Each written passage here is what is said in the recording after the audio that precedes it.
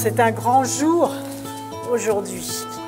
C'est un grand jour d'abord parce que c'est le résultat d'un long travail méthodique, appliqué, que j'avais annoncé lors du passage de la loi de transition énergétique en Conseil des ministres le 30 juillet dernier.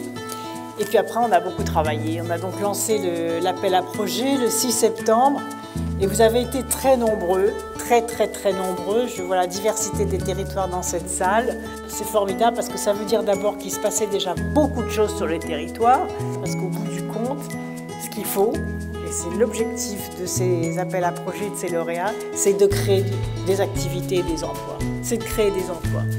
Je suis très fier d'être là aujourd'hui puisque 80% du réseau des parcs a répondu à cet appel à projet, ce qui est absolument pour nous extraordinaire. On l'a fait avec beaucoup d'enthousiasme. Tous nos parcs font de l'éducation à l'environnement. Par exemple, dans mon parc, le Luberon, c'est 230 classes chaque année et près de 10 000 scolaires qui sont traités avec le parc, soit dans les classes, soit chez nous, dans nos centres.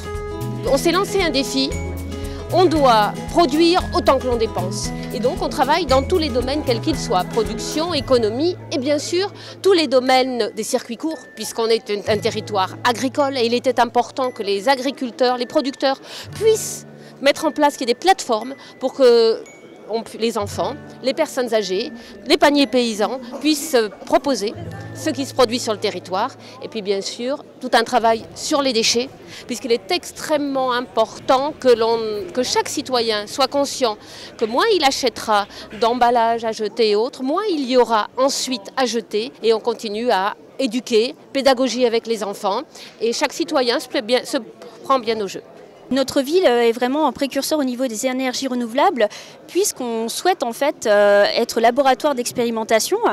On a commencé avec une première expérimentation avec la pile à combustible. Ensuite, donc, on a développé une première chaufferie biomasse qui nous a permis de réduire de moins 7,4% nos gaz à effet de serre. On a une deuxième chaufferie biomasse qui est donc mise en service depuis le mois de janvier et qui nous permettrait d'atteindre une réduction de moins 13,4% des gaz à effet de serre et de chauffer l'équivalent de 25 000 équivalents logements. Et c'est vrai qu'on a d'autres projets sur lesquels on travaille en termes de géothermie, de méthanisation. Enfin voilà, on essaie vraiment de diversifier le mix énergétique. Est-ce que vous pouvez même concrètement nous parler des projets qui sont les vôtres dans le Grand Angoulême ? Alors effectivement, il y a deux axes sur lesquels nous travaillons. D'abord, ce qu'on appelle la précarité énergétique et puis la désertification des centres-villes notamment.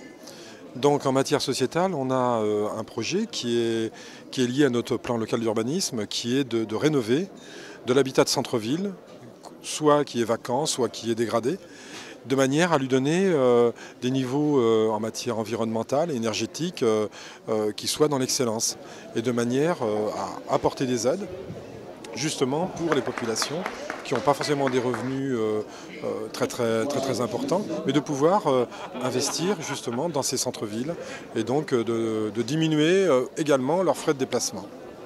On sent l'effervescence derrière vous, parce que tous les lauréats sont là. Peut-être plus spécifiquement, pourriez-nous parler, puisqu'on est dans le Gers, de l'agriculture? Oui, c'est un enjeu considérable pour les agriculteurs et pour leur maintien dans ces territoires que de réduire leurs factures énergétique et de produire même de l'énergie. Et donc cet appel à projet, le fait que nous soyons lauréats, va nous permettre de travailler avec les agriculteurs et d'une certaine façon de faire de l'aménagement du territoire de manière décentralisée, parce que la transition énergétique, bien sûr, n'aura de sens en France que si elle est décentralisée.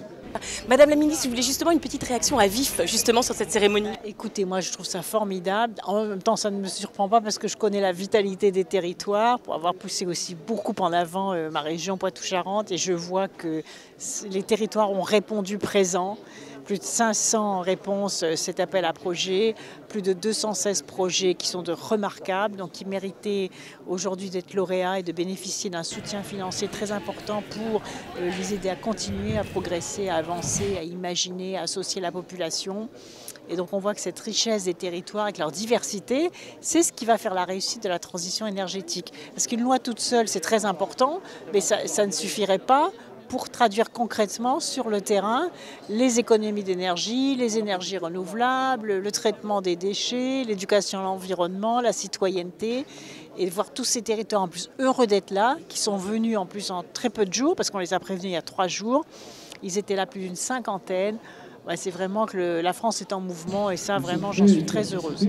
Il a été difficile de départager les dossiers. Bien sûr, parce qu'il y avait plus de 500 réponses, donc il a fallu vraiment prendre les meilleurs. Et vous voyez, on était limité en nombre et on a dû dépasser ce nombre puisque c'était 200 maximum. On en a 216, plus d'une centaine d'autres qui ont vocation à devenir aussi des territoires à énergie positive. Un grand merci, Madame la Ministre.